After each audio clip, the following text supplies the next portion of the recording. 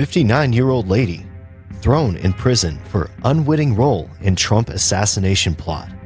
Posted by Ken Silva. Tina got duped here on multiple occasions. She was told the rifle was for someone else, but it wasn't. However, she may have failed to realize that she was still making a straw purchase. This wouldn't be a big deal if those laws were deemed unconstitutional, but who cares about that anymore?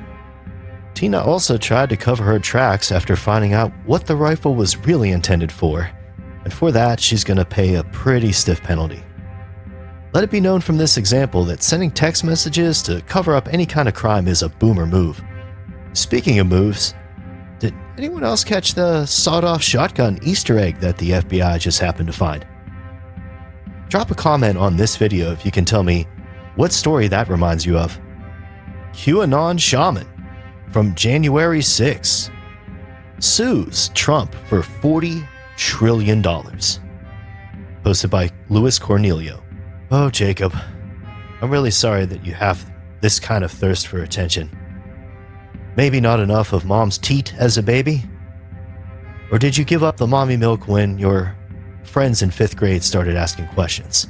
In an attempt that's likened to a full-court buzzer shot taken by a little person with cerebral palsy, Jake is going to have everyone from the Bank of International Settlements to Warner Brothers on the hook for trillions. If I were Warner Brothers, though, I would settle with the shaman by making him part of the Warner Brothers cartoon universe. Could you imagine a sequel to Roger Rabbit 2, where there's a riot at the Toontown Capitol building over a botched election? It would be even better if they brought Christopher Lloyd back as Judge Doom to be the villain behind the stolen election and riot. Or would that be too close to reality? FBI agents didn't interview lady who found J6 pipe bomb until she contacted them. Posted by Ken Silva. You gotta give the FBI some leeway on this one here, folks. They were probably making sure that none of them could be identified in the crowd on the day of J6 or taking care of the evidence afterwards. That more than likely kept them from being interested in what the person who found the BOMB that magically didn't explode that was planted near the RNC. I mean, who cares if there was an attempt to blow up a national monument during an event like that if you're at risk of blowing your cover? Or perhaps they just had so many forms to fill out after what happened that they just couldn't keep up with any real investigation. That would explain the discrepancies in the timeline that this Just the News piece revealed.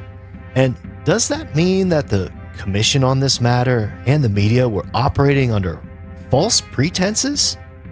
Thanks to the FBI dropping the ball and not being transparent? When have they ever?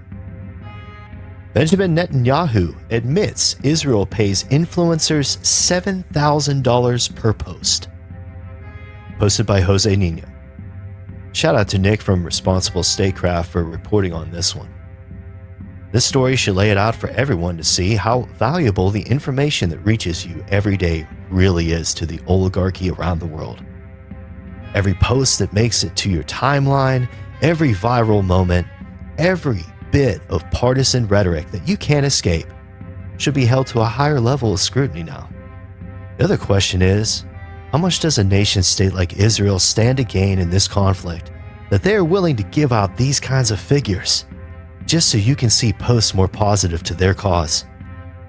Could it be that there is untold amounts of money in the real estate and future industry involved there? Nah. It's just an age-old team sport religion politics disagreement between neighbors that the U.S. has the duty to defend the right of democracy in. Silly. Now repost that I Stand With Israel graphic, get your digital ID, and make sure you get all your shots. Come back next week to see what makes the tape.